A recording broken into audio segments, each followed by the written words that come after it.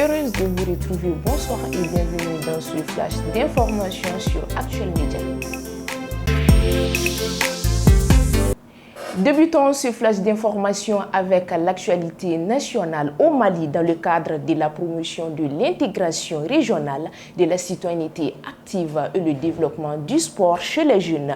Le ministère de la Jeunesse et des Sports chargé de l'instruction civique et de la construction citoyenne organise du 21 au 28 juin 2025 la première édition des Jeux de l'Alliance des États du Sahel, placée sous la présidence du président de la transition, le général d'armée Assimi Goïta. Cet événement réunira près de 270 jeunes athlètes venus du Mali, du Burkina Faso ainsi que du Niger, autour de plusieurs disciplines sportives, notamment le football, le tir à l'arc, le karaté, le kung-fu, le taekwondo, etc. L'objectif est de favoriser l'unité entre les peuples de l'Alliance, de renforcer le sentiment patriotique et de détecter de nouveaux talents sportifs.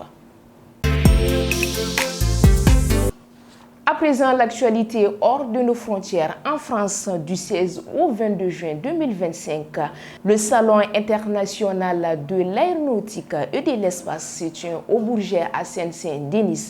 La participation d'entreprises israéliennes d'armement impliquées, selon certains observateurs, dans les opérations militaires à Gaza suscite l'indignation. Le magistrat Ghislain dénonce dans une tribune publiée par Le Monde une atteinte grave à l'éthique et au droit international.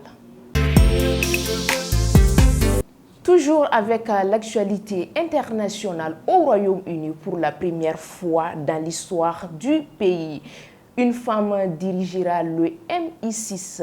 Blaise Mtrouili a été nommé à la tête du renseignement extérieur britannique, une annonce qui vient d'être faite par Downing Street, actuel responsable de la section Q spécialisée dans l'innovation technologique au sein du service. Quant à cette nomination historique, elle marque un tournant pour l'agence de renseignement traditionnellement dirigée par des hommes. Pour boucler ce flash d'information au Moyen-Orient, le 4e jour de la guerre entre les deux pays, de nouvelles frappes iraniennes ont visé tôt ce lundi 16 juin Tel Aviv et la ville portuaire de Haïfa. Au moins 8 morts et plusieurs blessés en Israël selon un bilan provisoire. Des missiles ont touché des zones résidentielles provoquant d'importants dégâts. En réponse, le ministre israélien de la Défense promet des représailles immédiates contre Téhéran. Alors que le risque d'un embrassement régional s'est fait de plus en plus pressant, l'escalade entre les deux puissances inquiète la communauté internationale.